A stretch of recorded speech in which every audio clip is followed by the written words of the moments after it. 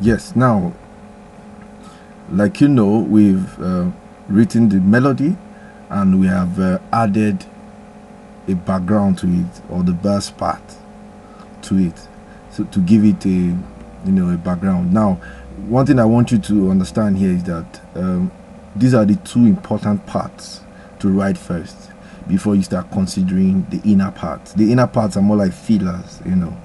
If I have to use the language of counterpoint, this is where the major counterpoint happens first before the other ones, from the other parts coming.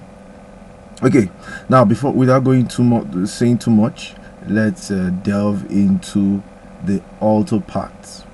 The alto parts, here, like you've seen, I've cleaned up a lot of things. I've cleaned up the other bars, empty bars, so that we can focus on what we have here. Okay, so let me just go straight to adding the other parts. Okay, when you're writing any part, be it the melody, the bass part, the alto part, the tenor part, you have to think of the range, the singing range of these singers, because you don't want to write something too deep for them to pitch, or too high for them to pitch. And you have to write something convenient and write something interesting. Nobody wants to sing something that's boring. Okay, so most times alto and sopranos, when they sound together, it's best to get the best out of them. It's good to add, do something to make them sound right, or sound, if I have to use that word, sweet. So now we're going to add the alto. Now we are going, we want to use the alto to double the tonic here. Then here we also doubled, I think we just added this, then that.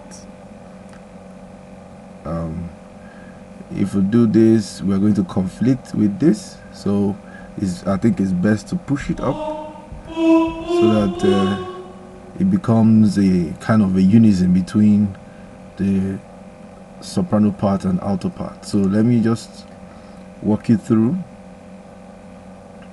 Since we cadenced on the minor, we are just doubling the root note of the minor, and we go on, to save our time.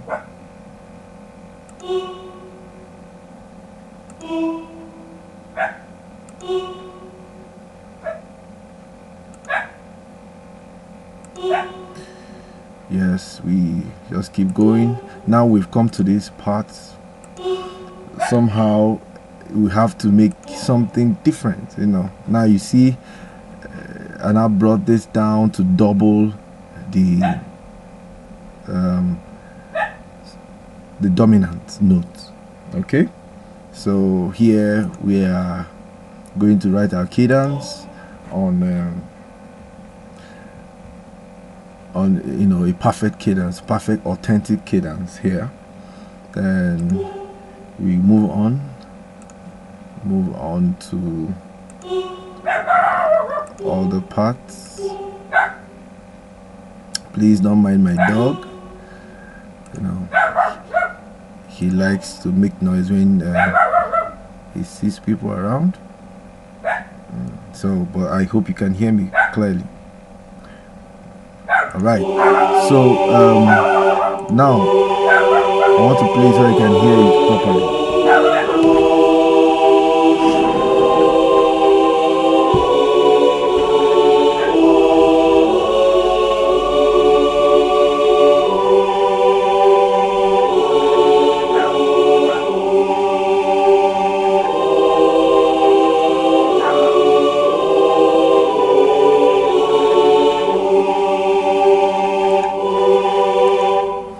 Okay, so I think our chant is getting richer.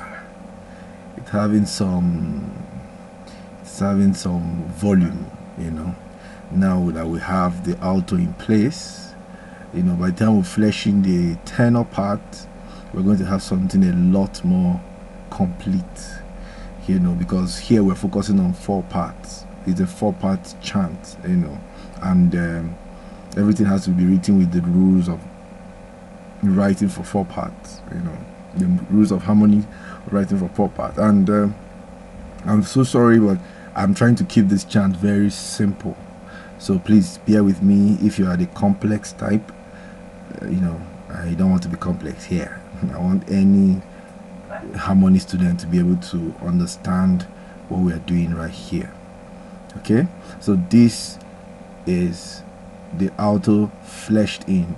Of course, you know, we can always change anything as we go along. Given what we're adding our tenor part, we might find out there are some things we need to change in the tenor part, in the alto part, the bass part, the soprano part.